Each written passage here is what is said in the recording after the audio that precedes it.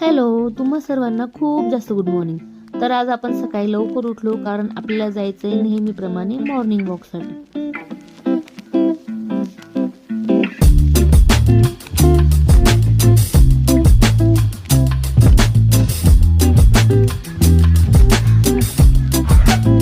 एवढी थंडी ना, थोडं ऊन पडला गरम व्हायला लागले.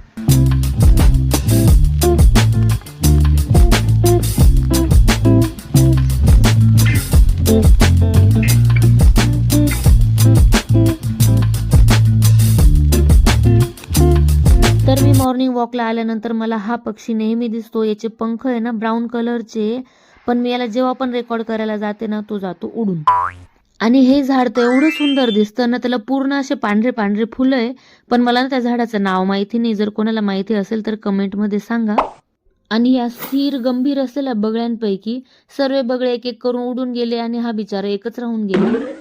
असो, तर आज मी नाश्त्याला बनवते कोबीचे पॅनकेक. आपण बघूया त्याची रेसिपी कशी आहे. सर्वात आधी तर मी कोबी घेतला, तो बारीक चिरून घेतला.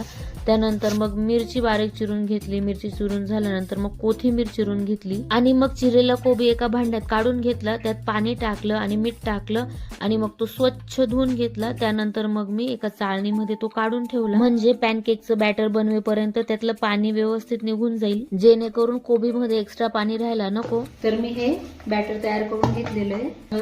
त्यात टाकूया आपण मीठ, थोडासा सोडा, चिमूटभर, जास्त नाही टाकायचं, थोडा सोडा आणि थोड्याशा ओवा, अशा चुरून टाकायच्या. आता त्यात टाकूया कोबी, हिरवी मिरची, कोथिंबीर, आपलं हे पॅनकेकचं मिक्स. आता हे व्यवस्थित मी मिक्स करून घेते. तर पॅनकेकचं बॅटर व्यवस्थित मिक्स करून झाल्यानंतर एका नॉनस्टिक पॅनवर मी तूप टाकलं आणि एक एक करून ते पॅनकेक लावले. तुपाऐवजी आपण इथे तेलाचा पण वापर करू शकतो. तर पॅनकेकची एक बाजू झाल्यानंतर मी लगेच त्याची दुसरी बाजू पलटवून घेतली आणि मग थोडंसं तूप टाकलं आणि दोघही बाजू व्यवस्थित तांबूस रंगावर भाजून घेतल्या.